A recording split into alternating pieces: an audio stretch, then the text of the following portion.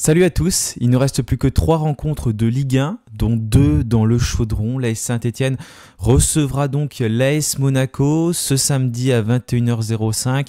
Une affiche qui sera diffusée sur DAZN et qui va évidemment beaucoup compter dans cette lutte pour le maintien. Les Verts sont actuellement 17e. Ils luttent avec Le Havre, Reims, Nantes, Angers. Bref, il reste quand même beaucoup d'équipes qui vont lutter jusqu'à la fin peut-être pour se maintenir en Ligue 1. De l'autre côté, Monaco lutte pour jouer la Ligue des Champions avec des équipes comme Marseille, Strasbourg, Lyon, Nice. Bref, cette fin de championnat est passionnante mais surtout très stressante, notamment pour nous les supporters stéphanois. On a la chance de jouer 2 fois à Geoffroy Guichard, donc heureusement parce qu'on n'arrive pas à prendre 2 points à l'extérieur. Mais malheureusement, Geoffroy Guichard, ce sera peut-être la dernière fois où il y aura les 4 tribunes. On va voir la décision qui va être prise par la commission de discipline suite au derby, puisque le dossier a été placé en instruction. On va attendre mercredi prochain. Potentiellement, il pourrait y avoir des fermetures de tribunes, mais je n'en sais rien du tout. Je ne sais pas quelle sanction sera prononcée. Mais quand un dossier est mis en instruction, voilà, ils réfléchissent quand même aux sanctions qui vont être données. Donc, on va voir la semaine prochaine ce qui sera dit. En tout cas, il faut déjà aborder ce premier match. L'aborder avec beaucoup d'envie, beaucoup de détermination. Même s'il y a une absence majeure, c'est celle de Lucas Tassin. Eric Orneland l'a évoqué en conférence de presse. Comment faire sans Lucas Tassin? C'est la question qu'on se pose et on va essayer d'y répondre durant cet avant-match. J'attends également votre retour en commentaire. Juste avant de débuter, n'oubliez pas de vous abonner, de liker la vidéo et puis nous on se retrouve juste après le générique.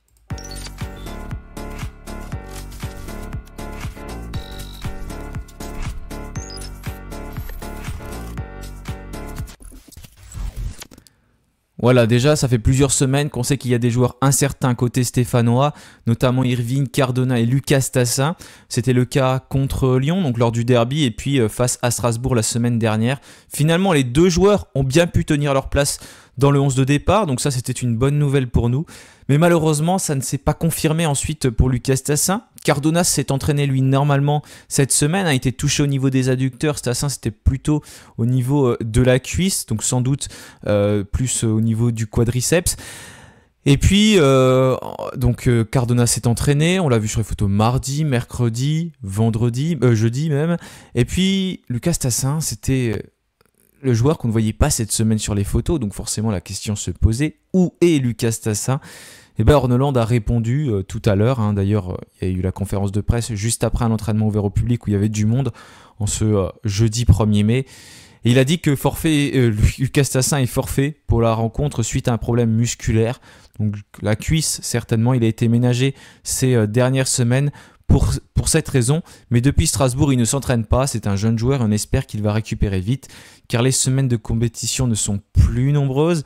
Voilà, on l'a senti d'ailleurs, Eric Orneland, un petit peu, il savait pas trop comment ça allait se passer pour Lucas Tassin, parce qu'il sait pas s'il va d'ailleurs pouvoir jouer les prochaines rencontres, donc en espérant que ce ne soit pas trop grave et qu'on puisse le retrouver face à Reims et puis face à Toulouse. Et puis il y a d'autres joueurs également, Benjamin Bouchouari qui poursuit sa convalescence et sera de retour à l'entraînement lundi, donc ça c'est plutôt la bonne nouvelle côté stéphanois. Bouchouari qui était touché au niveau du dos, bien forfait pour cette rencontre, mais il va reprendre l'entraînement lundi, donc on pourra potentiellement le voir sur les 2 rencontres qu'il reste. Donc au niveau des absents, on a Boakier touché au niveau de la cheville. Pas de nouvelles de Cornu d'après ce que j'ai pu lire. Denis Sapia qui a été touché au niveau du cou également. Donc à voir s'il pourra jouer. Et puis Lucas Tassin, j'ai mis quadriceps, je pense que c'est ça. Donc au niveau de la cuisse en tout cas. Mais de toute manière, ça reste la même chose. Il sera absent pour cette rencontre. Après, il ne devrait pas trop y avoir d'autres incertitudes côté stéphanois. Mais c'est quand même déjà beaucoup parce qu'il va falloir réfléchir à comment disposer les joueurs sur le terrain, qui va remplacer Lucas Tassin, c'est quand même la grosse question de cet avant-match. Voilà côté stéphanois, mais du côté de Monaco, il y a aussi des joueurs qui sont incertains ou absents. On a Lamine Camara, donc le milieu de terrain qui a pris plus de 3 cartons, qui a pris 3 cartons jaunes lors des 10 derniers matchs, qui est suspendu. On a Golovin touché au niveau des adducteurs qui est incertain. Il n'a pas joué il y a quelques semaines. Il semblait revenir, mais pas trop jouer dernièrement. Donc à voir si Golovin est apte. D'ailleurs, j'ai lu qu'il était potentiellement sur le départ. C'est un article qui était paru sur l'équipe. On a également George Nikena, qui est donc incertain, touché au niveau des adducteurs. Donc c'est un peu comme Alexander Golovin. Je crois qu'il n'a pas joué par contre le dernier match. Mais ça fait quelques temps que le Monégasque joue plus trop. Et puis on a également Kasum Ouattara touché au niveau du mollet qui lui est absent depuis plusieurs semaines. Donc potentiellement une absence également pour les Monégasques. Donc ce sera à surveiller. Voilà du côté de Monaco, donc un effectif qui n'est pas au complet non plus. Côté stéphanois, donc il y a des joueurs qui sont sous la menace, des sursis aussi, je vais commencer par ça, parce que je vous ai parlé des sanctions qui pourraient être prononcées dans les tribunes. Mais il y a des joueurs qui ont écopé de matchs de sursis après le derby, donc notamment Florian Tardieu, il a craqué un fumigène après le match, donc 2 matchs avec sursis. Irving Cardona ou encore Aymen Mouefek. Aymen Mouefek, je suppose que c'est pour le chant d'après-match, et si un jour je meurs à Gerland. Et puis Cardona, on ne sait pas. De toute façon, il n'y a pas de justification pour ces 3 joueurs-là, mais par la déduction, on imagine que pour Tardieu et Mouefek, ce sont donc le fumigène et le chant. Pour Cardona, je ne sais pas. Peut-être qu'il a chanté aussi. Voilà. Donc, en tout cas, je pense que normalement, il ne devrait pas sauter ce match de sursis parce que logiquement, c'est s'ils refont quelque chose dans le même genre. Donc ça ne devrait pas se repasser en cette fin de saison. Et puis sinon, il y a des joueurs qui sont sous la menace normalement. C'est toujours le cas de Cardona. Bouchouari, donc il ne sera pas là. Mouefek et Maxime Bernauer. Donc si ces joueurs écopent d'un carton jaune face à Monaco, ils seront suspendus contre Toulouse lors de la dernière journée de Ligue 1. Donc ce sera une nouvelle fois à surveiller. Il y avait Lucas Tassin également qui était sous la menace. Ça s'est terminé contre Strasbourg, mais de toute façon, il sera malheureusement pas dans le 11 de départ, ni sur le banc des remplaçants. Côté monégasque, donc je vous disais que c'est une équipe qui veut jouer la Ligue des Champions, actuellement 4e de Ligue 1. On voit que ça se joue dans un mouchoir de poche, notamment Marseille 2e, 58 points, pendant que Nice est 6e avec 54 points. Il y a même Strasbourg qui est à l'affût juste à côté. Donc vraiment, il y a beaucoup d'équipes qui luttent et qui veulent jouer en Ligue des Champions. Donc Monaco, forcément, ils vont avoir pour objectif de s'imposer contre nous, d'autant plus qu'ils n'y arrivent pas à l'extérieur, parce que quand on regarde sur cette année 2025, en fait, Monaco, ils sont comme nous, ils n'y arrivent pas. Ils ont pris autant de points que nous, donc c'est vraiment pas beaucoup, 5 points pris seulement donc, sur la phase retour, c'est vraiment rien du tout pour une équipe surtout qui veut jouer la Ligue des Champions. Donc il va falloir que Monaco s'accroche et prenne des points, en espérant que ce ne soit pas du côté de Geoffroy Guichard, mais voilà une autre équipe en tout cas en difficulté. D'ailleurs, on le voit dans ces équipes du haut de tableau, il y en a qui sont en difficulté. Je crois que Marseille, c'est encore pire que nous. Donc ça montre que c'est pas forcément facile non plus d'aller chercher des points à l'extérieur pour toutes les équipes. C'est comme Strasbourg la semaine dernière, il reste sur 2 matchs nuls consécutifs avant de nous affronter, donc contre Strasbourg justement, et puis contre Le Havre, on l'a vu la semaine dernière. Le Havre, donc, qui est juste devant nous, qui allait chercher ce point à la maison très important face à cette équipe monégasque. Poids du match nul, un but partout. Le Havre qui menait même au score. L'équipe alignée, c'est souvent sous forme de 4-4-2 ou de 4-2-3-1. Notamment l'attaquant Biretz qui marque énormément, surtout à Louis II. Je crois qu'il a mis 3 triplés en arrivant, c'était assez fou. C'est d'ailleurs le meilleur buteur de cette équipe monégasque. Monaco qui performe tout de même, forcément c'est une équipe qui est en haut du classement. 58 buts marqués, 5e meilleure attaque, c'est la 3e meilleure défense de ce championnat aussi. À domicile, donc ils sont très bons, 2e derrière le Paris Saint-Germain, et pas à l'extérieur. Vous voyez, ils sont 8e. Mais cette équipe monégasque, elle recule depuis la phase retour. C'est une équipe qui a beaucoup de potentiel, qui est capable du meilleur comme du pire. C'est souvent le cas de Monaco, qui avait souvent l'habitude d'ailleurs de terminer très fort ces fins de saison. Ça semble quand même moins être le cas. Il y a juste à regarder les 5 derniers matchs. Bon, ils ont très bien joué, ils ont battu Marseille à la maison, ils avaient battu Nice aussi, donc des concurrents directs, ils ont réussi à faire des résultats. Mais quand c'est des équipes un peu en dessous, comme on peut le voir, bon, mis à part Strasbourg, ça coince contre Brest, contre Le Havre. Espérons que ce soit la même chose contre nous et qui rate le coche du côté de Geoffroy Guichard. Mais forcément, voilà, c'est une équipe qui aura envie de performer et qui va aller à Geoffroy Guichard avec énormément d'intention, et c'est l'objectif de cette équipe de s'imposer.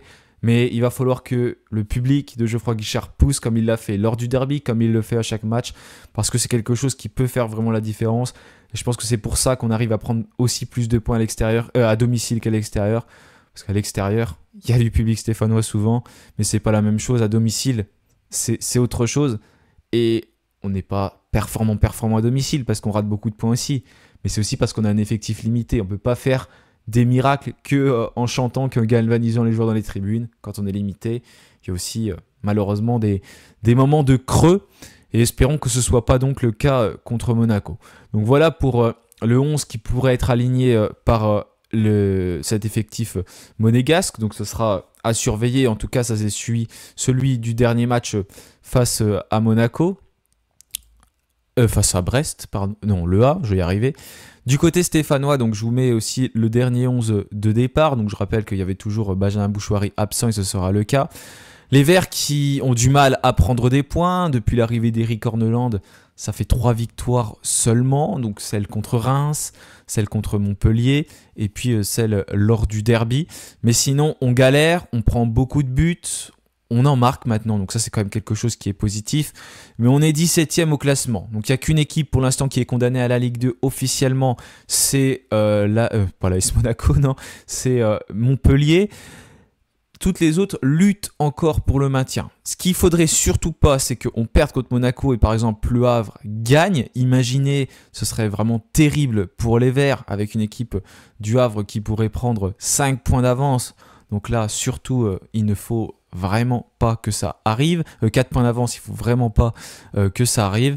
Nous, on n'a pas le choix, il va falloir gagner presque tous les matchs. J'ai pas fait les scénarios qui sont possibles, mais si on veut de toute façon se maintenir en étant ne serait-ce que barragiste, il va falloir prendre des points. Après, tout peut aller très vite parce qu'on y reviendra.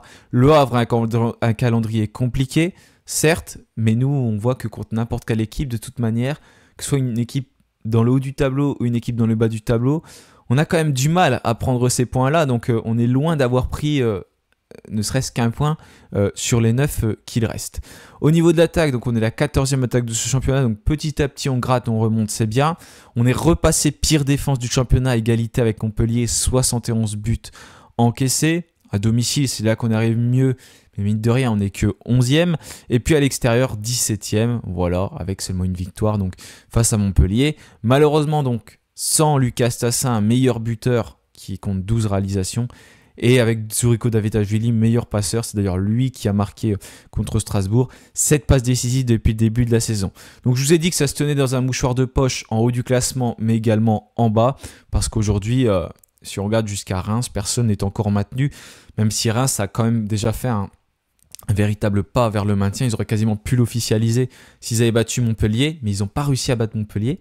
Donc, comme quoi, tout peut aller très vite. Voilà en tout cas, côté stéphanois, d'un point de vue statistique. Maintenant, au niveau du 11 de départ, je pense que ça ne va pas beaucoup changer. Donc, du classique, l'Arsenal dans les buts. J'ai remis Masson à droite, surtout avec l'incertitude d'Denis Sapia. Mais c'était Masson avant, donc il était absent lors du derby puisqu'il était suspendu. Il avait remis quand même Apia face à Strasbourg. Je vois Masson débuter. Petro à gauche, Nadé Bernard dans l'axe. À mon avis, ce sera ça. Batu Sika semble être de retour. On va le voir dans le groupe, mais c'est potentiellement un retour. J'en ai pas parlé tout à l'heure. Tardieu et Kouamouefek, donc ça ne devrait pas bouger au milieu de terrain. Et puis devant, donc là il y a plusieurs possibilités. J'ai opté pour le choix Davitashvili, Cardona et puis Ibrahima Ouadji. Le problème c'est que quand on regarde l'effectif stéphanois, qui peut mettre devant, donc on a Sissoko qui a joué 7 minutes en 2025. On a Ibrahima Ouadji qui a joué 44 minutes en 2025. Ça fait quand même pas beaucoup pour ces joueurs stéphanois. Après, on peut penser à Nguessan également qu'on ne voit plus. Mais il peut y avoir aussi une autre solution, c'est de mettre Cardona en pointe de l'attaque et de mettre Benold sur le côté droit. Mais je ne vois pas faire ça parce que l'attaque stéphanoise ne fonctionne pas trop mal ces derniers temps. Et ça lui fait quand même bouger 2 joueurs. Donc ça fait aller Cardona dans l'axe et en même temps mettre Benold à droite. Donc je ne vois pas tout changer comme ça, surtout qu'il y a de l'incertitude. C'est pour ça que je mets Ouadji, c'est un joueur on sait qui est capable de prendre la profondeur. Il manque de rythme, donc ça c'est quand même une donnée aussi qu'il faut prendre en compte, bien sûr. Mais il faut aussi savoir prendre des risques en cette fin de saison. Et Ibrahima Ouadji, donc pourrait offrir cette profondeur à l'AS Saint-Etienne. C'est pour ça que je le verrai débuter dans ce 11 de départ. Sissoko semble ne plus trop être dans les petits papiers de Eric Horneland, même s'il est rentré en jeu lors du derby pour terminer le match à la place de Lucas Tassin. Mais Wadji est lui rentré en jeu à la place de Lucas Tassin face à Strasbourg. Donc pour moi, ce serait le choix le plus logique. Après, Benoît a également fait 2 belles entrées, donc il pourrait être titulaire, et Cardona dans l'axe. Voilà, en tout cas, plusieurs choix s'offrent à Eric Horneland. J'attends de savoir lequel vous feriez, hein. Dites-le moi en commentaire bien sûr. C'est toujours très intéressant de pouvoir voir ce que vous mettez et puis débattre tous ensemble là-dessus, parce que je pense qu'Eric Horneland également se pose beaucoup de questions. Donc si jamais il regarde la vidéo, il va peut-être trouver. Non, je rigole bien évidemment, mais voilà, ça peut permettre de débattre, et puis c'est toujours très intéressant de savoir quel choix chacun ferait. Alors, au niveau des calendriers de fin de saison, j'ai laissé Le Havre parce que pour l'instant, ils ne sont pas maintenus. Donc, ils vont jouer contre Nice. D'ailleurs, cette affiche, ce sera ce vendredi soir. Après, il y aura ce match contre nous, ce match contre Lille. Voilà, c'est pour ça que je les ai laissés aussi. Parce que, imaginons, ils perdent contre Nice, nous on gagne contre Monaco et on les bat. On revient à 33 égalité avec eux. On est toujours derrière la différence de but, mais tout peut aller très vite. Donc, il y a beaucoup d'incertitudes encore en cette fin de championnat. Voilà, pour Reims, on aura donc une affiche très importante entre Nantes et Angers. Donc, Nantes 14e qui compte 32 points. En fait, l'équipe qui gagne, s'il y en a une qui gagne, est quasiment assurée d'être maintenue. Si jamais les deux font match nul, aucune n'est maintenue. Donc, ce sera à surveiller. Et puis, donc, Nantes-Angers, ça ne change pas. Si Nantes affronte Angers, Angers affronte Nantes, bien sûr. On a Le Havre qui a un calendrier difficile, qui affronte Auxerre, qui a défoncé Lens 4-0, et puis ensuite ils vont affronter Marseille et Strasbourg, et puis bien entendu on a nous qui affrontons Monaco, on se déplace à Reims et ensuite on va recevoir Toulouse. Voilà pour le calendrier de cette fin de saison. 9 points à prendre, c'est ce qu'il nous reste. 3 semaines de championnat, 3 semaines pour y croire, 3 semaines pour pousser. Pas besoin d'être défaitiste, pas besoin de se dire ça y est, c'est fini. Non, tant qu'il y a de la vie, il y a de l'espoir. Donc accrochons-nous à ça, encourageons les joueurs et on fera le bilan à la fin de la saison, si on est maintenu ou si on ne l'est pas.